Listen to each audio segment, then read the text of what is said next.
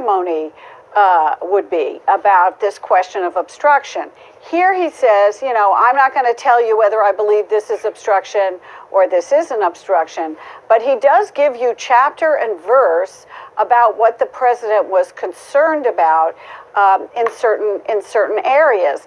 Largely, also, by the way, it seems that the president regarded the FBI as his own sort of personal fiefdom, and that he could use somebody like James Comey as his own personal investigator to help him out, particularly on the issue of the tapes and the question about whether Melania would be upset about it, et cetera, et cetera. Yeah. So yeah, it gives you a picture of a president who doesn't really understand the appropriate relationship between his office and an independent branch of government. Yeah, Phil, I mean, given your experience with the FBI, Director Comey apparently kind of demurred and said that it might not look good for the president if people found out that he was asked to look into this. Does it surprise you? I mean, that's not is that appropriate for a president to ask the FBI to do? It is not. Look, the indication to me is you have outsiders, that is the Trump team, coming into Washington, D.C. and thinking that the FBI is somehow going to investigate something for the president because the First Lady is concerned. The FBI is the chief federal investigative agency for the United States government. They investigate, based on probable cause, violations of federal law. If the First Lady of the United States is concerned about allegations in the press about what her husband has done, it's not clear to me why the FBI director should go down that path. The indication, Anderson, from that story to me is not just about the FBI. It's about a president who comes into Washington, D.C., and whether he's dealing with the Defense Department, the State Department, the FBI, or the CIA, looking at them saying, I should ask you a personal favor because you work for me as president. He does not understand his responsibility as commander-in-chief.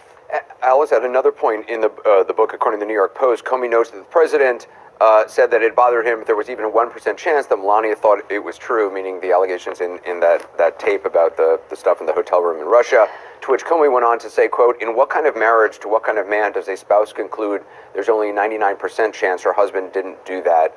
I mean, again, that is really harsh.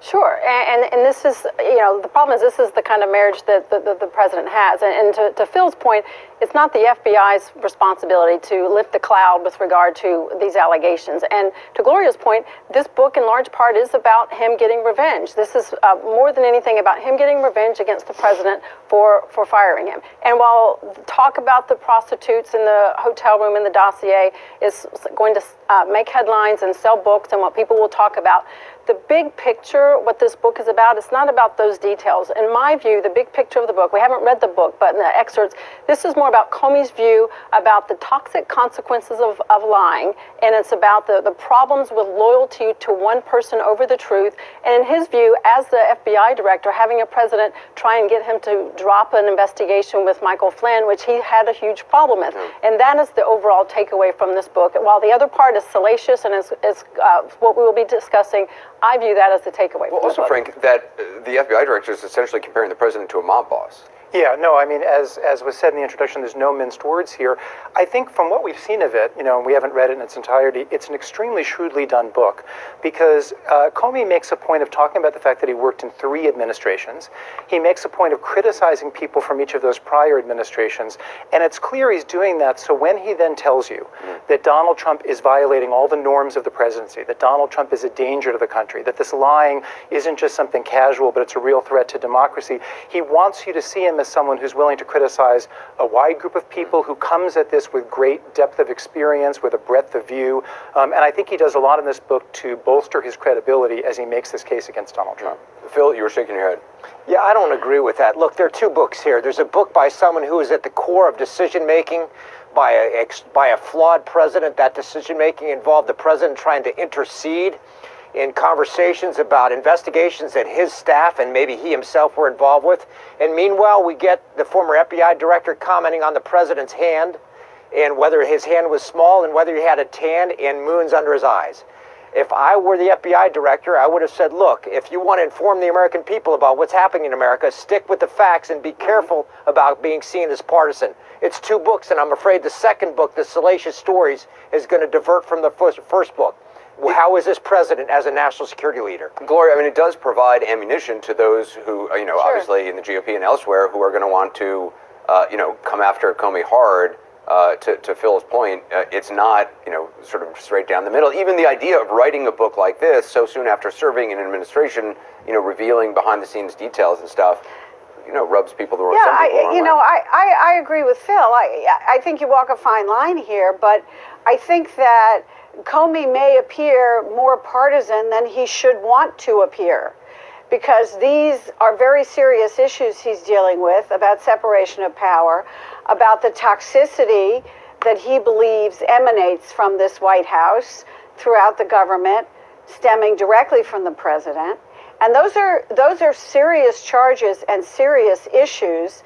And then when you talk about, well, I was kind of looking to see what size his hand was, it's just not funny. It's kind of like either you're serious or you're not serious about this. And I think that Comey is trying to raise a lot of ethical issues here, not only in the way he was treated, but in the way people have to pay fealty to Donald Trump if they work for him, even if they believe that he is not telling the truth.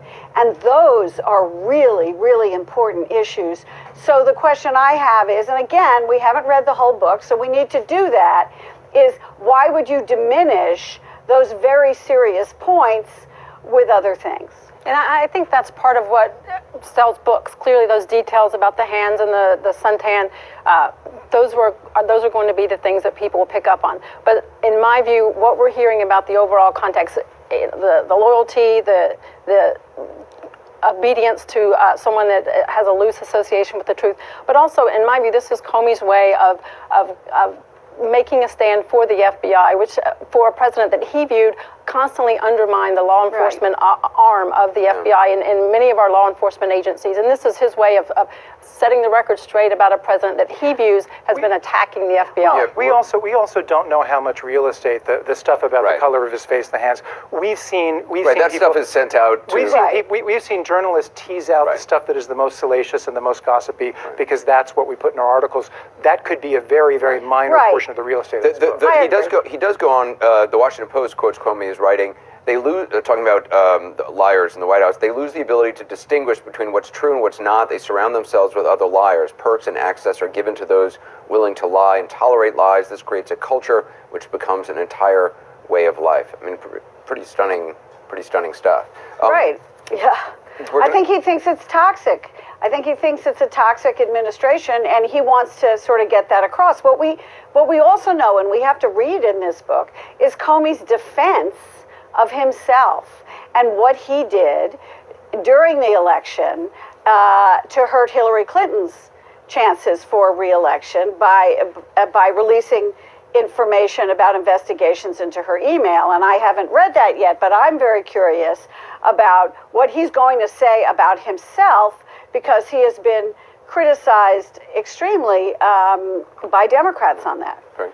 There's clearly a self-serving dimension to the book, because we know that he says Obama turned to him. He recounts Obama turning to him and sort of basically saying, I know you tried your best. He recounts Chuck Schumer coming up to him with tears in his eyes saying you were in an impossible position. So for sure, some of this book is going to be read as extremely self-regarding and maybe less credible for it. But I think from what we've seen, it's also this book equal parts cry from the heart and sort of existential sigh of concern about what he sees happening in the White House and who he sees inhabiting the White House. We got to take a quick break. More on this, including Director Comey's account of a critical conversation with John Kelly and why he counseled him, why Comey counseled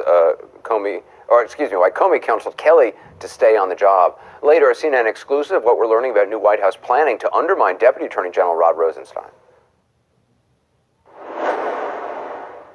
Talking tonight about James Comey's memoirs, A Higher Loyalty, Truth, Lies, and Leadership. Excerpts have been released. The salacious parts are no doubt getting a lot of attention. There's also the picture he paints of the president and the people around him. Here's a bit more of John Kelly, then Secretary of Homeland Security. Comey writes, he said he was sick about my firing and that he intended to quit in protest. He said he didn't want to work for dishonorable people who would treat someone like me in such a manner. I urged Kelly not to do that, arguing that the country needed principled people around this president, especially this president. Back now with the panel. You know, Frank, it's going to be interesting to see what the response of the president is. I mean, the RNC are the ones who are officially, going to be launching broadsides against Comey. But what is the White House and what is the president himself going to be saying? Well, there's no chance in the world that over the next days the president doesn't tweet something about this, because he has clearly shown he's willing to go after James Comey. Just Monday, in that kind of meltdown at the White House about the Mueller investigation, he made a point of digressing to talk about what a horrible person Comey is. And I think it's going to be interesting to watch over the next week the president's behavior, because over the last week, over the last month, federal officials, the FBI, the Mueller investigation, all of it has poked ever deeper into recesses of his life that he never expected to be invaded. And now this book comes out and is telling tales on the White House, and I think it's got to make him feel very exposed and very defensive. He'll be able to have a little breathing room with regard to responding to this, given he's getting a lot of support from the RNC and members of the Republican Party. I talked to a lot of members of Congress who they have the president's back on this, and they are fully pushing back on Comey.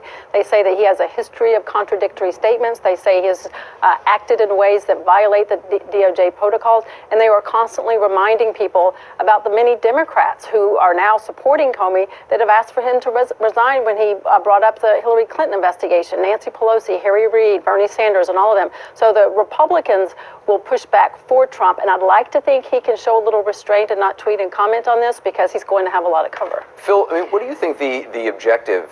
I mean, again, we have not read the entire thing, and again, it's only excerpts, and those are often the most sort of headline grabbing. But what do you think the objective for Comey is in this book? I think there are two objectives. Number one, reporting, as the FBI has done since its inception in 1908, about the facts of what he's seen at a historic moment in American history. I think there's a second objective that I'm still struggling to understand, Anderson, and that is when James Comey spoke about Hillary Clinton, when he spoke in a hearing, and I think this was an element of his hearing in the spring of last year about Huma Abedin, many months after she had been cleared about her email relationship with her husband, Anthony Weiner, he came across not as just a chief federal investigator, chief federal law enforcement officer in the United States, but as sort of the school principal for America. I have views on Hillary Clinton. We decided not to charge her. Here are my views on how she treated national security information. We're seeing the same thing again. He's got views on the president, some of which relate appropriately to an investigation, some of which relate to his personal views about whether he thinks the president was moral or amoral. I'm not sure I agree with that, but I think we're going to see James Comey as school principal. That's what we got in part of this book. Gloria, one of the things that he writes, again, according to the New York Times, which I thought was interesting, Comey says that he never saw President Trump laugh. A sign, according to Comey, of, quote, deep insecurity, his inability to be vulnerable or to risk himself by appreciating the humor of others, which on reflection is really very sad in a leader and a little scary in a president. Yeah, look, I mean, a lot of us have not seen a lot of self-deprecating humor coming from this president, and he's free. Look, this is a personal memoir, so he's free to make whatever remarks he wants. That, honestly is less interesting to me than the questions about what the president said to him when about General Flynn and others, and his meeting with Jeff Sessions, which he also writes about, because he clearly told Jeff Sessions, you need to get between me and the president. You cannot leave me alone with the president. And let me make it, just one more comment about the context into which this book is now appearing. It's not in a vacuum. We have stories now about the president's personal lawyer's office being raided, which has enraged the president. We have stories coming out in publications about the president's extramarital relationships. Stormy, Karen McDougal, go on and on. We have the president now, we know, asking James Comey to disprove this story about women in Russia. You put all of this together, and then the Comey book coming out, which the president will hear a lot about. If he doesn't read it, we'll hear a lot about. And this is going to create this incredible storm inside the White House and inside the president's head about how to react and how to lash out. At the same time, we are clearly considering some sort of action in Syria. The president has a meeting with North Korea coming up.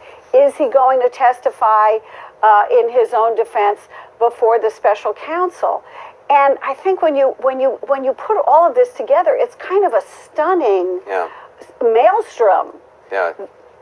It's certainly, yeah, it is. But there's also a little bit about, there's so much, as Gloria says, the volume is so much, it has become white noise to people out in middle America. I speak to GOP groups across the country. It is white noise. They look at this as yet another incident of what we knew about the president before he was elected president, and he was still elected president.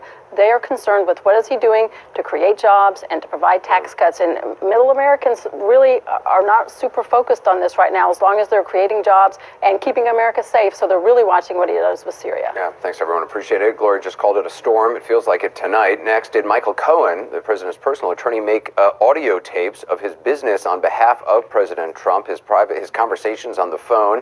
Does the FBI now have them? We have new reporting on that. Also a CNN exclusive, how the White House is preparing to try to undermine the credibility of Deputy Attorney General Rod Rosenstein.